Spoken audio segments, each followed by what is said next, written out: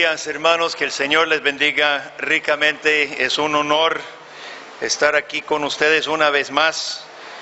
Aparentemente no se cansaron mucho de mí el año pasado. ¿Cuántos estuvieron el año pasado? ¿Cuántos vinieron? Bueno, yo reconozco algunos rostros, no me pidan sus nombres, soy malísimo con los nombres, pero de veras me han recibido con una muy calurosa bienvenida humana y cristiana.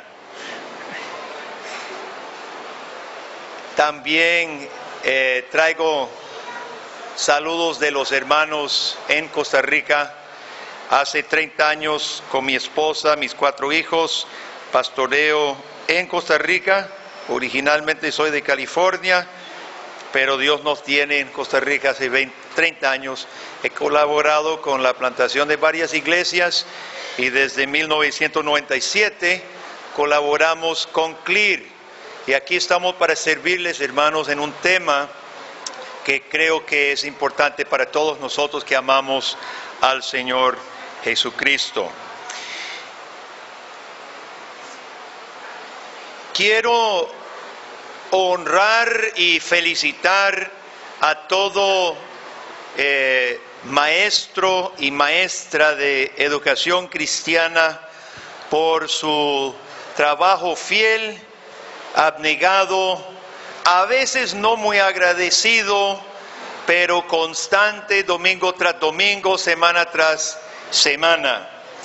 Nosotros todos que estamos con la tarea de enseñar en el pueblo de Dios, en medio del mundo a cómo va, sabemos que afrontamos obstáculos y retos grandes ante el bombardeo que reciben los niños y los jóvenes en nuestra iglesia.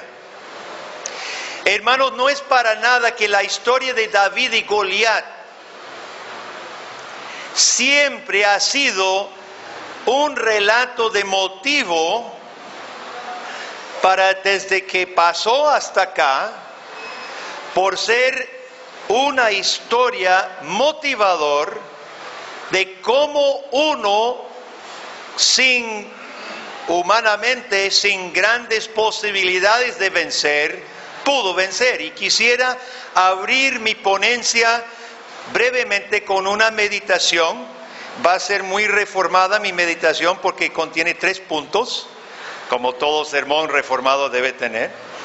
Y en 1 de Samuel 17 encontramos, y no vamos a hacer mayor exégesis, pero simplemente llamo la atención, hermanos, a este capítulo sobre David y Goliat, una historia que todos recuerdan. Y lo primero que quisiera notar es el gran desafío que el gigante arroja ante las tropas de Israel. De hecho, en versículo 10, el filisteo dice: he desafiado al campamento de Israel. Hubo un gran desafío, un desafío humanamente imposible de superar. Y nosotros, hermanos, no debemos ignorar los desafíos que tenemos, que son grandes. Y nosotros tenemos una lucha aún mayor, porque es una lucha invisible y espiritual y no es peleada con espadas. En primer lugar, no ignoremos el gran desafío que tenemos. Pero en segundo lugar, ¿cómo responde la mayoría? En versículo 11, oyendo estas palabras, Saúl con todo Israel se turbaron y tuvieron gran miedo. La Biblia de las Américas utiliza el término se acobardaron. Se acobardaron. Las luchas fuertes no son para los cobardes. Las luchas reales son para los valientes. Pero ante el desafío del gigante, Goliat, se acobardaron. Se quedaron chiquitillos, no salían de sus tiendas, tapaban las orejas, los oídos. Tercer punto, mandan a David. El muchacho pequeñito, gracias hermano. El jovencito de la casa, el mimado del padre, el menos esperado de ser gran guerrero, valiente, le manda con comida para sus hermanos. Pero David lleva más que cebada y queso, mi hermano. David lleva en el fondo de su pecho una valentía indomable. Y ustedes se acuerdan, cuando llega David, lo critican sus hermanos. Yo sé a qué viene, dice su hermano mayor, yo sé a qué viene. Viene nosotros allá en Costa Rica utilizamos un término que viene de una novela, y creo que la novela no era mexicana, Vinear, Doña Vina. No sé si era novela mexicana, no. Bueno, vinear es estar metiche, metiendo las narices donde no tiene que meterlas. Viene a vinear, dicen los hermanos. Yo sé a lo que vienen. Viene a ver, a meter las narices en lo que no le corresponde. Vete. David es mal entendido, mal comprendido por sus propios hermanos, y aún así, aún a pesar de ser el pequeño, a pesar de ser criticado, David es el único que acepta el reto contra todas las posibilidades humanas, y junta sus 5 piedras y sale a la batalla y vence. Aleluya. ¿Cuántos dicen amén? Hermanos, acaban de decir amén a un mensaje que no mencionó el nombre de Dios, no mencionó nada de Jesucristo, el Hijo de David. Un mensaje 100% humanista y 0% evangelio. Considérense reprendidos todos. Ahora pueden decir amén.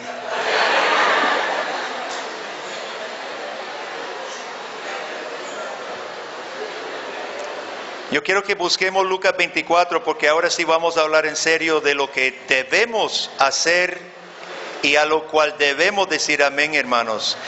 Pero yo quiero que todos comprendamos que muchas veces nosotros mismos enseñamos la Biblia y suena muy lindo. ¿Y sabe por qué suena muy lindo? Porque hay un fariseo dentro de cada corazón nuestro. El fariseo se cree capaz y se siente bien decir, sí, el chiquitito, como yo soy chiquitito, yo soy despreciado, yo soy criticado, yo puedo también. Nos gusta que nos digan eso. Eso es lo que predica Cash Luna. Eso es lo que predica Enlace todos los días. Dios a todo le va a dar con solo decir la palabra de fe. Tú puedes. Un mensaje anti-evangelio, anticristo, antibíblico. Me pregunto, hermanos, y quiero que usted se pregunte sinceramente, ¿cuánto está invadiendo la iglesia presbiteriana? Y yo me hago la misma pregunta en Costa Rica. ¿Cuánto está invadiendo un mensaje humanista, antievangelio a nuestras mismas iglesias? Ahora, ustedes, todos los que están involucrados en la enseñanza, en la predicación, en el liderazgo de la iglesia, tienen un papel clave. Y recuerde las palabras de Santiago: que pocos se hagan maestros, porque serán dobles responsables. Ay de nosotros, hermano y hermana,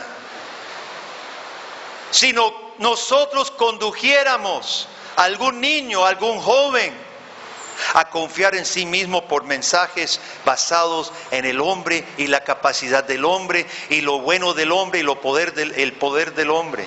Ay de nosotros. Porque en lugar de llevarlos a los pies de Cristo, los estamos llevando a los pies de Mamón, a los pies del mismo hombre que se cree Dios.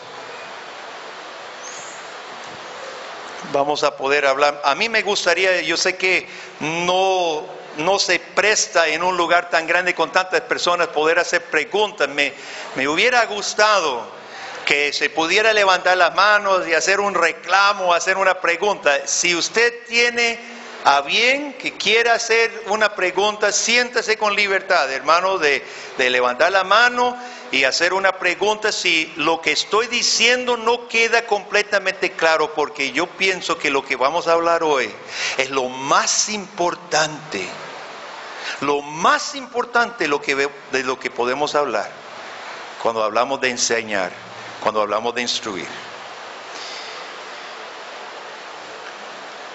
Hay una confusión dentro de la iglesia evangélica hoy.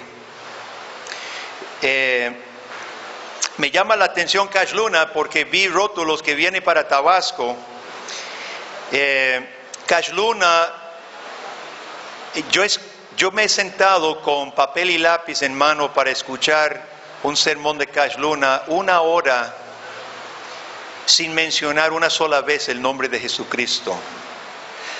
Cash Luna exalta la capacidad del hombre y dice que todas las personas tienen fe. No hay que creer, según Cash Luna, ya usted tiene fe, solamente hay que activarla. Digo, Cash Luna tiene fe como tiene un hígado.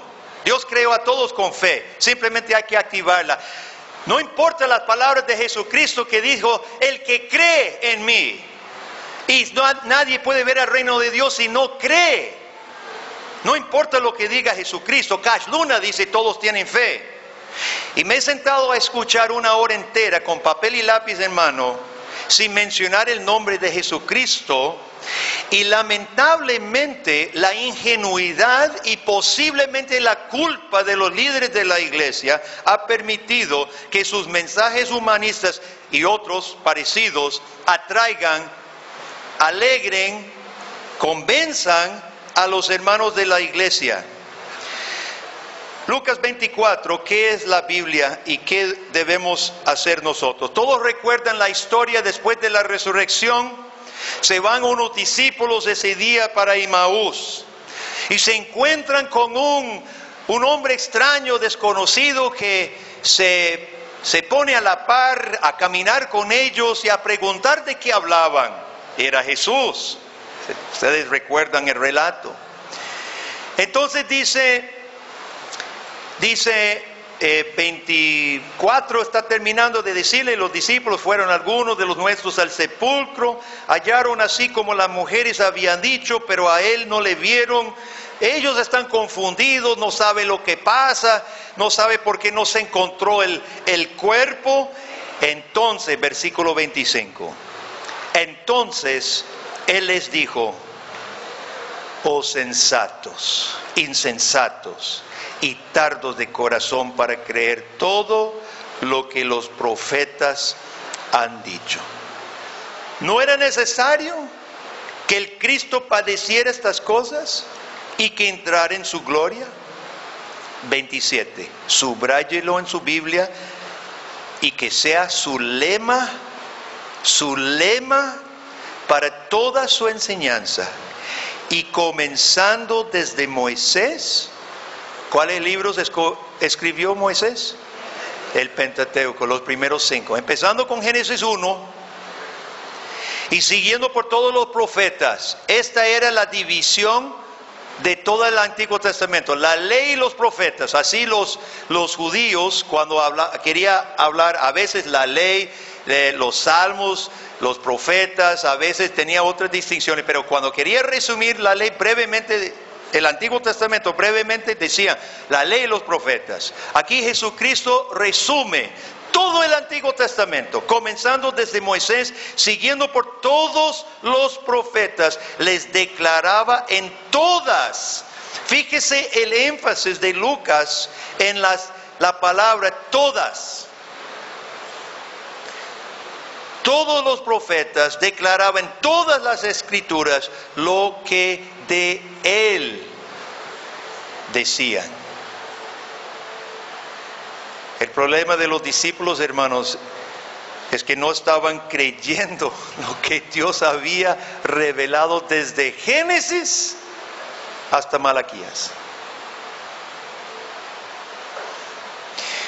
La Biblia, mi hermano, toda es cristocéntrica. Y esto tiene grandes implicaciones para nosotros. Yo sé que no es fácil y por eso estamos aquí. Agradezco a los hermanos de la UPMI por realizar estos congresos. Yo los felicito y pido a Dios por ellos, por todos ustedes y por su comité, porque eso es excelente para que todos nosotros renovemos compromiso y adquiramos conocimiento de una tarea imprescindible e importante en la iglesia. La Biblia en su esencia es cristocéntrica, no lo olvidemos. Las genealogías de Mateo y Lucas, ¿para qué están? ¿Para qué están las genealogías, hermanos? Porque indican un plan divino desde principio hasta el final.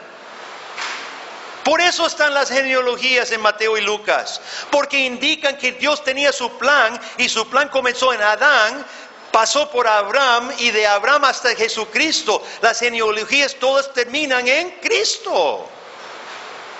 Los evangelios, Mateo y Lucas, que contienen las genealogías, están indicando al principio de su evangelio que todo el Antiguo Testamento tenía un plan, tenía una meta, tenía un fin, que era Cristo.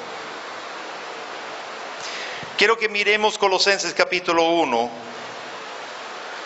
Colosenses capítulo 1, porque en el Nuevo Testamento encontramos abundante evidencia que los apóstoles entendían que toda la revelación de Dios revelaba a Cristo aún antes de venir. Y es esta forma la cual tenemos que aprender a mirar el Antiguo Testamento y relatar los relatos de David y Goliat.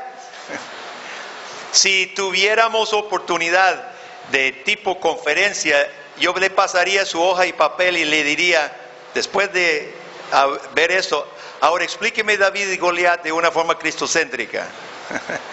Ahora haceme un bosquejo de 3 puntos bíblicos. Conforme al Evangelio, porque de eso se trata. Usted este domingo le va a tocar enseñar, no sé si están tocando David y Goliat o no, pero otras historias de la Biblia. Y ese es el enfoque Colosenses capítulo 1, versículo 15 y 16. Él es la imagen del Dios invisible. ¿Quién? Jesucristo, el primogénito de toda la creación. ¿Cuántos han discutido con algún testigo de Jehová sobre cuando la Biblia habla de Cristo como primogénito? Es que la Biblia le llama primogénito y el primogénito es el primer nacido.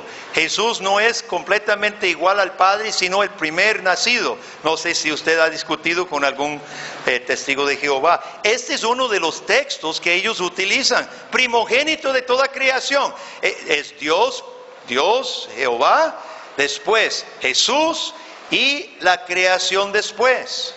Pero hermanos, en la Biblia el término primogénito ya tomó otro sentido que es usado aquí. Por ejemplo, en Salmo 89, 27, tal vez usted quiere anotar.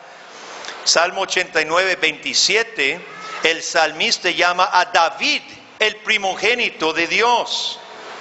David no fue primogénito, David fue, ¿cómo llaman? El último nacido, ¿cómo llaman? El que nace último, el pequeñito. Bueno, hay nombres, se me olvidan ahorita. David no era el primogénito, era lo contrario. Era el último nacido.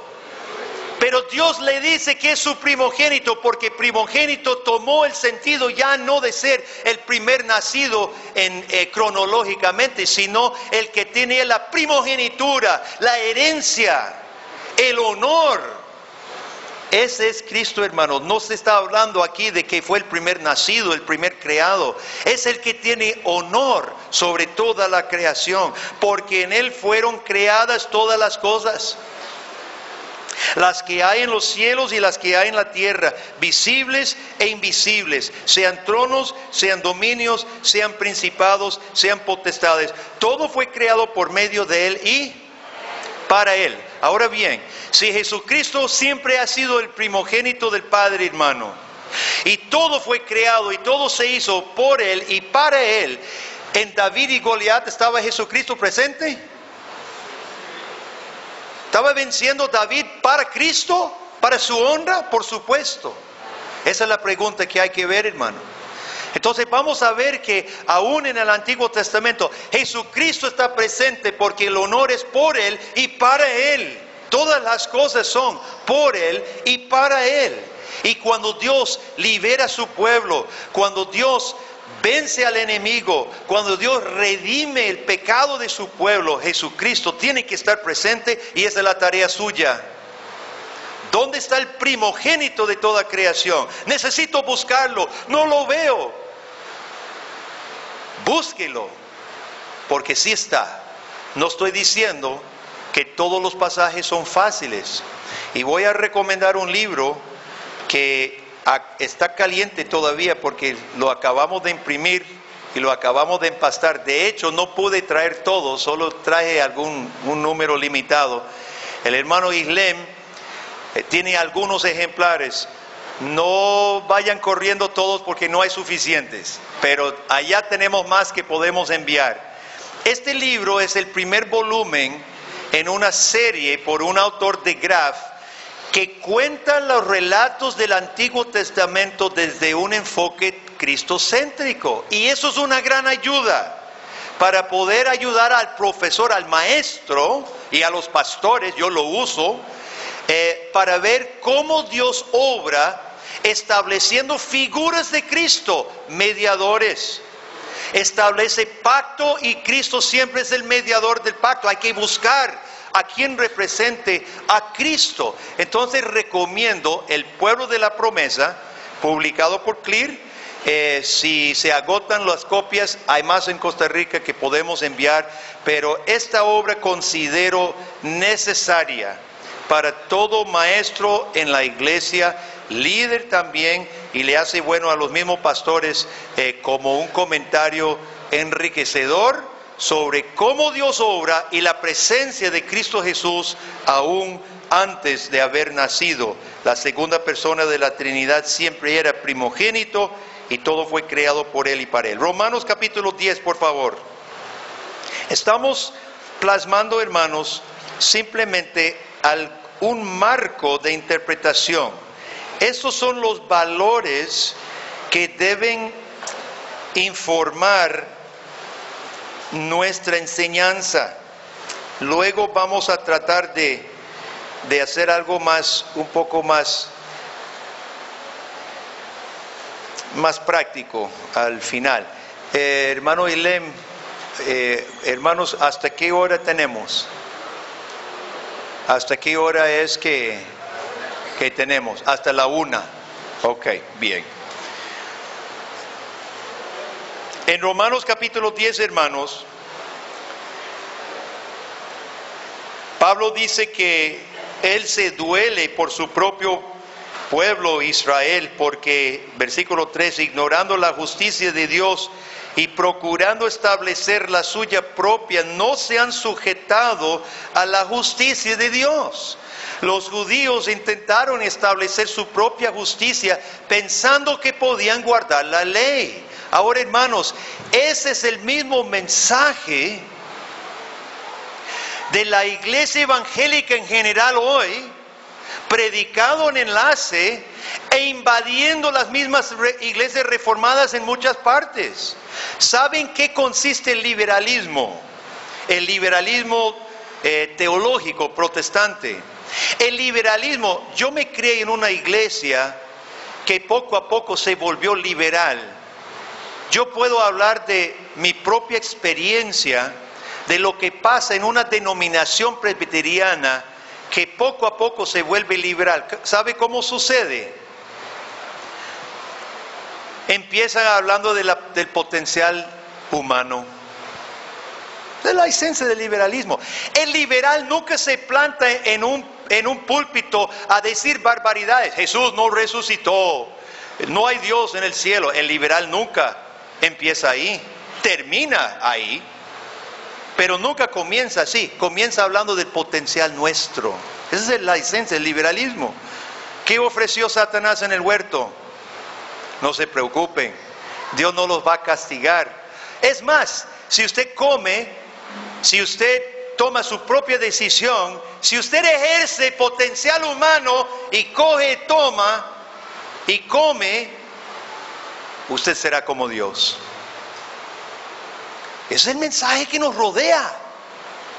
El mensaje de la Biblia dice, por cuanto todos pecaron y están, ¿qué?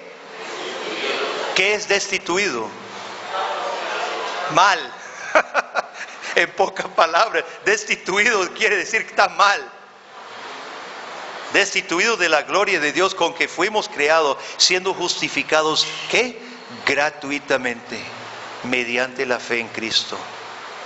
Hermanos, el liberalismo mata la fe porque ataca sutilmente con palabras bonitas, fingidas, infladas, halagando y exaltando el potencial humano que no tenemos. Los judíos hacían precisamente esto, procuraban su propia justicia, creían que podían agradar a Dios por sus propios medios.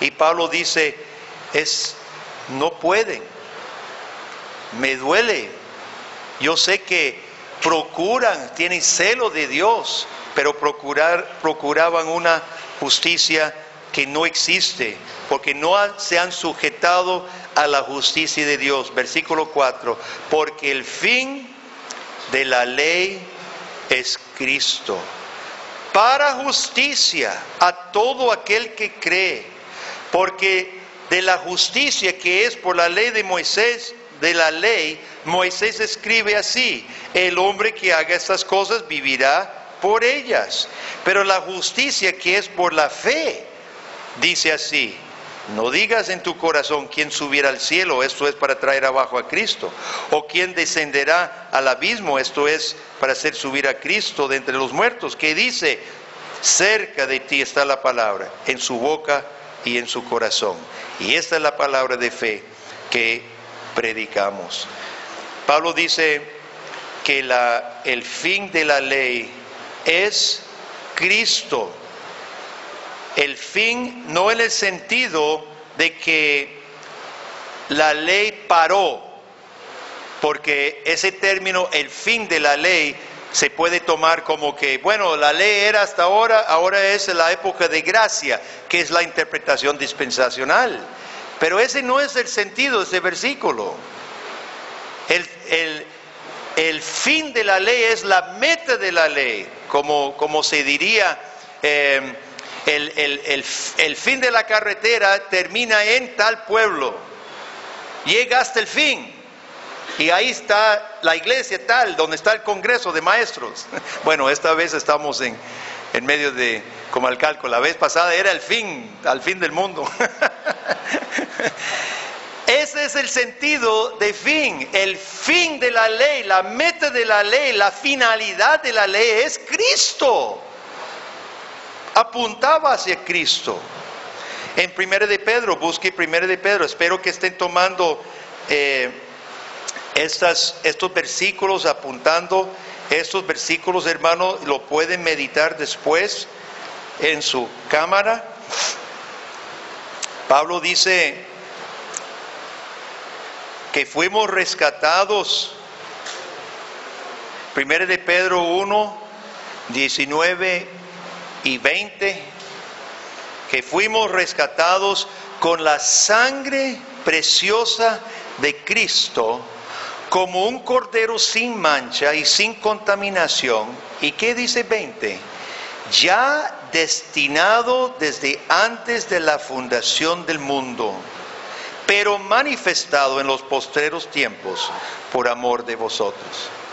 Hermanos, si Cristo fue destinado desde antes de la fundación del mundo, y Dios viene relacionándose con su pueblo durante todo el Antiguo Testamento, ¿usted no cree que hay evidencias de ese cordero destinado desde antes de la fundación del mundo? Por supuesto que hay. Si el fin de la ley, que es el Antiguo Testamento, si el fin de la ley es Cristo, quien fue destinado antes de la fundación del mundo, el fin de la ley, el propósito de la ley, el mensaje de la ley, es terminar en Cristo. Nuestro trabajo es descubrir a Cristo en las páginas del Antiguo Testamento. Porque sin Cristo, hermanos, no hay justificación. Sin Cristo, ¿cuál obra?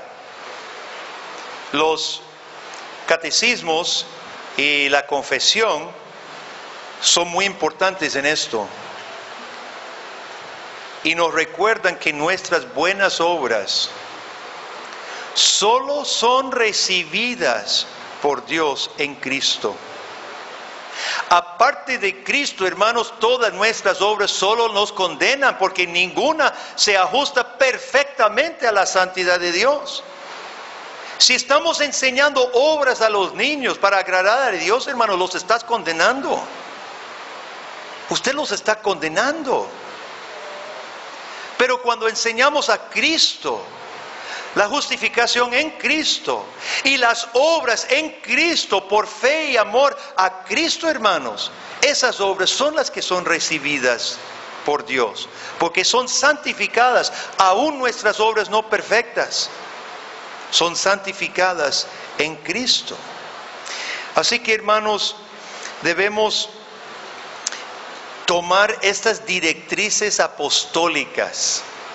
Lo que hemos leído en estos pocos versículos, Colosenses, Romanos, Pedro, son las directrices apostólicas de cómo debemos leer el Antiguo Testamento, cómo debemos ver a Cristo, prometido antes de la fundación del mundo, el fin de la ley, meta de la ley, primogénito de toda la creación, por quien y para quien todas las cosas han sido creadas. En Juan 16,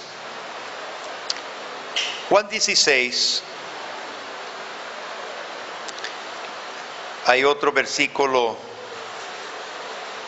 mal interpretado muchas veces. En Juan 16, Jesucristo está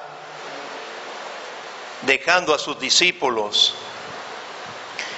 Los modernos apóstoles y profetas les gusta echar mano a estos versículos para atribuirse el Espíritu Santo, porque Jesús dijo enviaría su Espíritu Santo para guiarnos a toda verdad.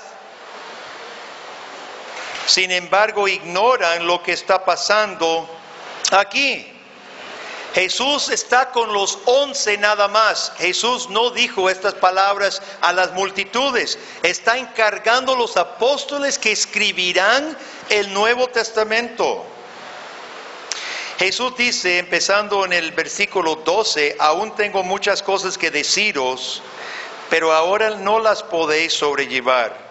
Cuando venga el Espíritu de verdad, Él os guiará a toda la verdad, porque no hablará por su propia cuenta, sino que hablará todo lo que oyere, y os hará saber las cosas que habrán de venir. Él me glorificará. Importante, la obra del Espíritu Santo siempre es glorificar a Cristo. El Espíritu Santo nunca habla del Espíritu Santo. Y cultos y cantos y prédicas que hablan del Espíritu Santo no son del Espíritu Santo, porque el Espíritu Santo habla de Cristo.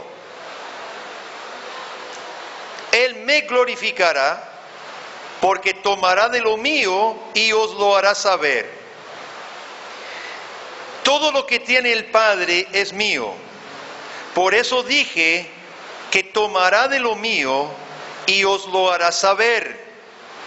Hermanos, muchas veces nosotros leemos este pasaje de una forma mística, que aquí Jesús está prometiendo algo nuevo. El Espíritu Santo va a guiar a cosas nuevas.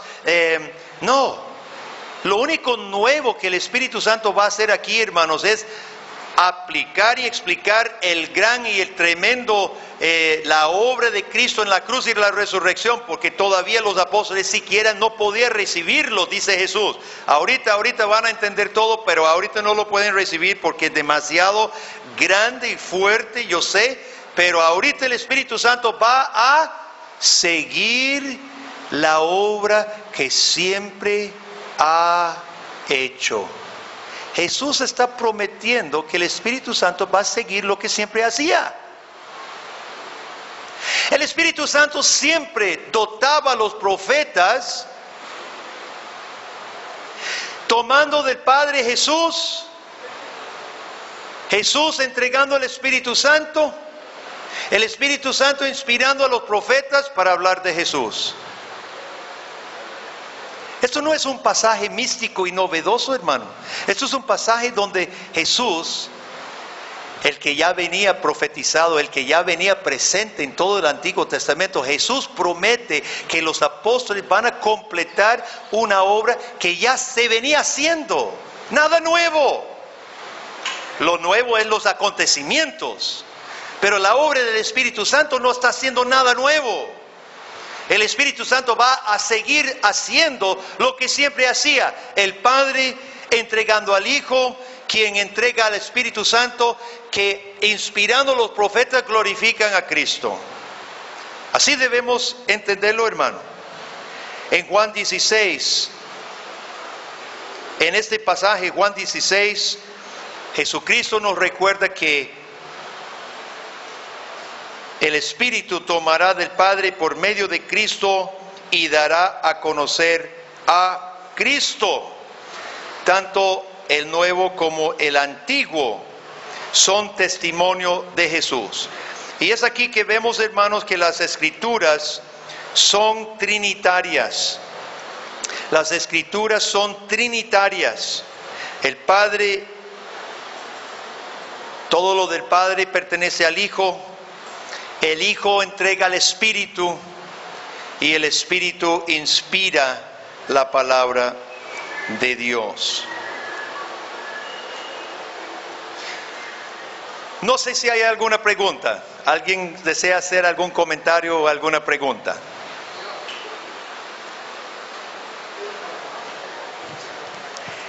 Ok. La siguiente parte es un poquito técnico.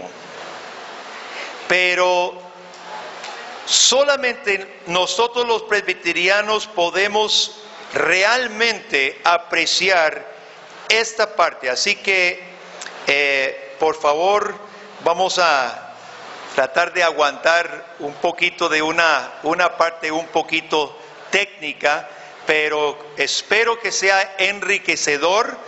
Y concuerda, si luego consigue el libro, le va a ayudar a entender el enfoque de pacto que nosotros los presbiterianos deberíamos manejar.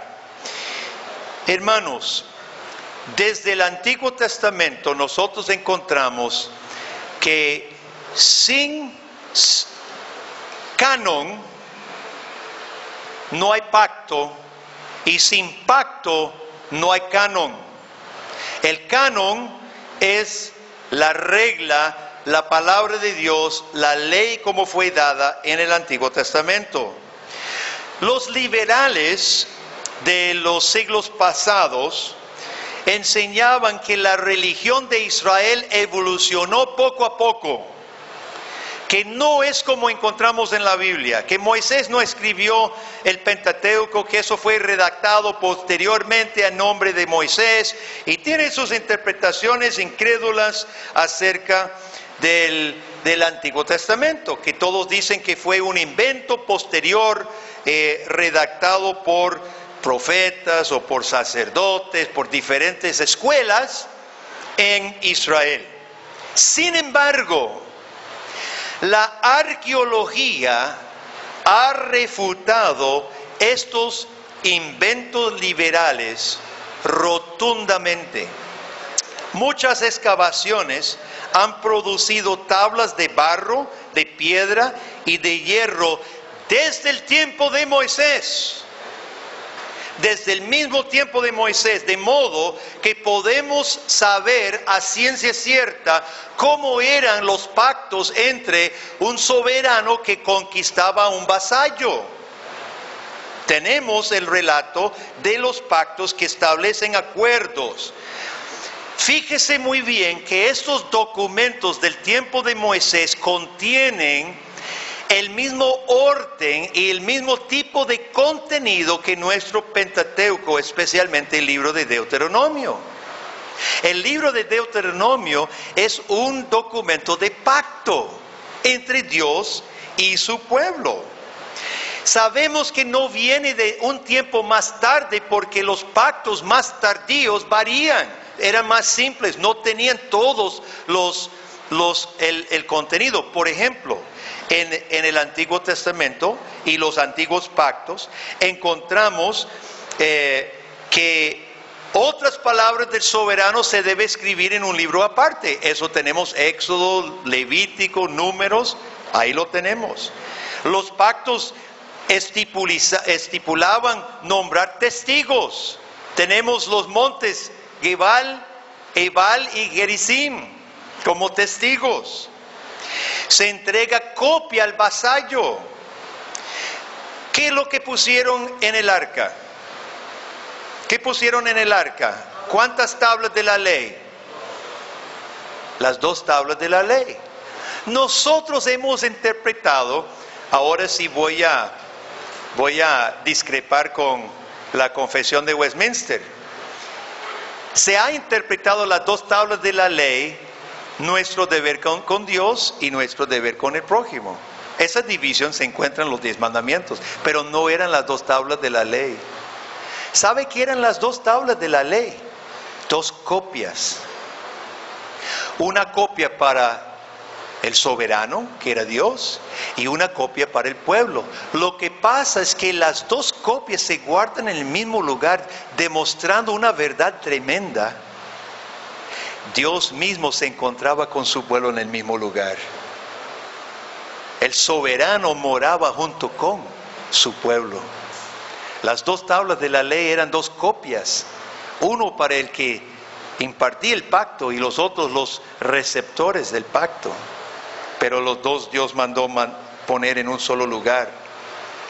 Los pactos se abrogaban con destruir las tablas. ¿Se acuerda cuando Moisés bajó de Sinaí y vio semejante idolatría del pueblo? El pacto ya estaba violado y ni siquiera se había hecho.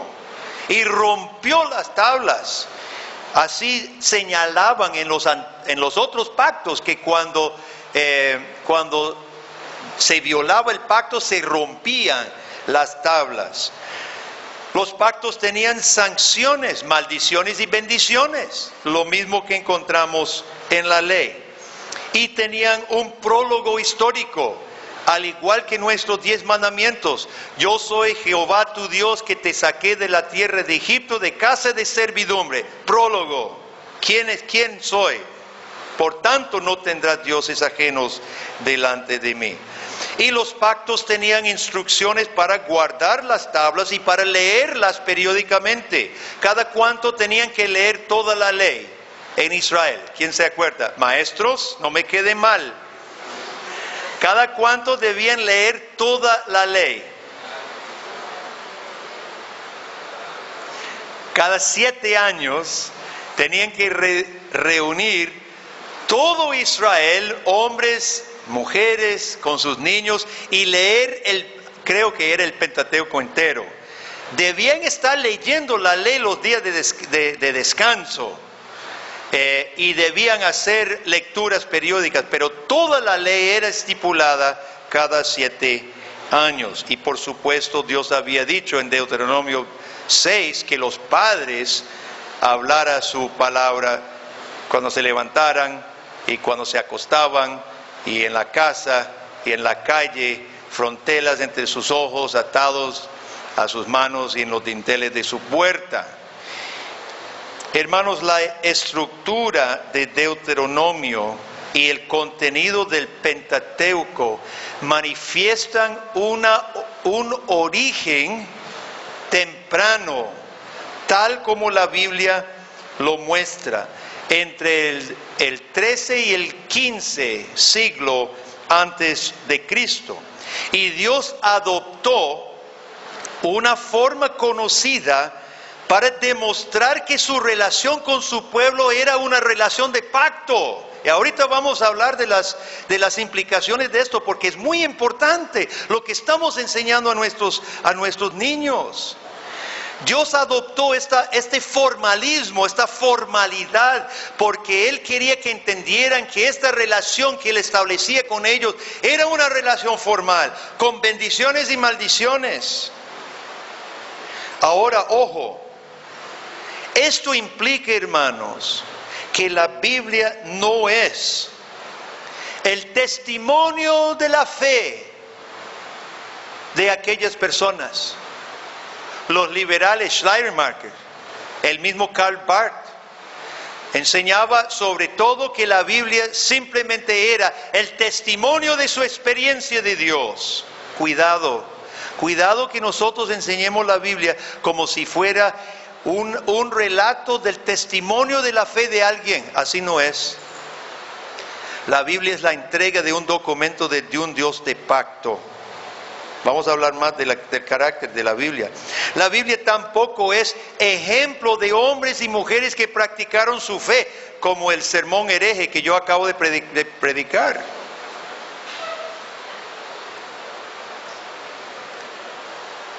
La Biblia no es un relato de ejemplos de hombres y mujeres que practicaron su fe, a como muchísimos evangélicos la están usando hoy, pero los reformados sabemos mejor.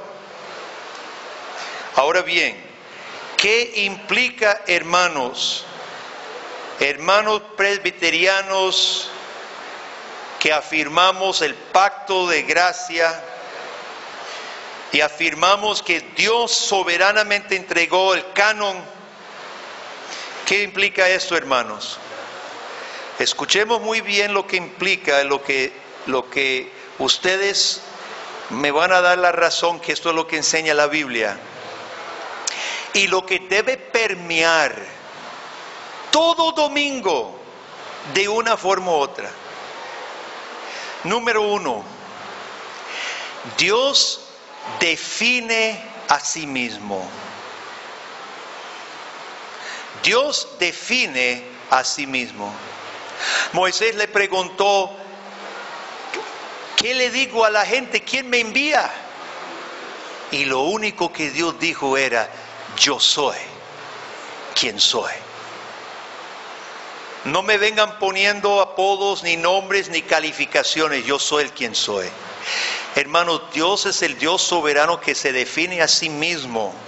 Y en la Biblia Él nos describe lo que Él es, lo que quiere saber de nosotros. Nosotros no podemos inventar cómo es Dios. Hay muchos inventos hoy en día. Bueno, yo no sé si se acuerdan, hace tiempo ya Benny Hinn se levantó a decir que Dios no era una Trinidad, era 9. Cada persona de la Trinidad era una Trinidad, eran 9 personas. Después se retractó.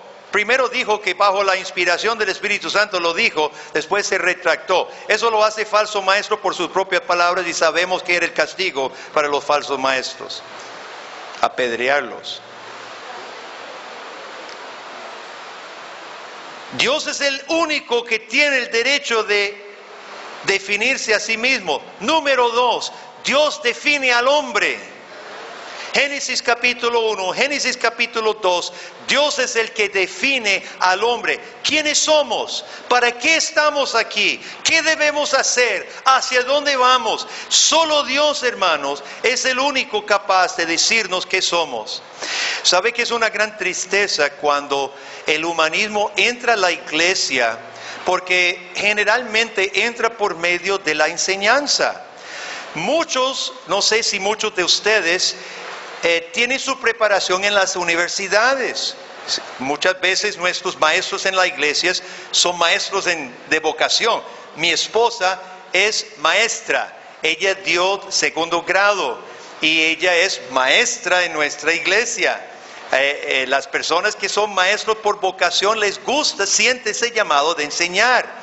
Tristemente, en la mayoría de nuestras universidades seculares hemos aprendido un montón de filosofías acerca de la niñez, del aprendizaje, del entendimiento del niño, de lo que debe saber, cómo motivarlo, etcétera, etcétera, que nada que ver con la Biblia. Esas filosofías no están informadas con la palabra de Dios, Génesis 1, 2 y 3, la caída en el pecado. No conozco ninguna filosofía no cristiana que tome en cuenta la depravación del corazón humano. ¿Y cómo vamos a enseñar entonces la palabra de Dios desde una perspectiva que niegue que el hombre es pecador y por sí solo no puede mejorar nada? Dios es el que se define a sí mismo, y Dios es el único capaz de definir al hombre. Y nuestras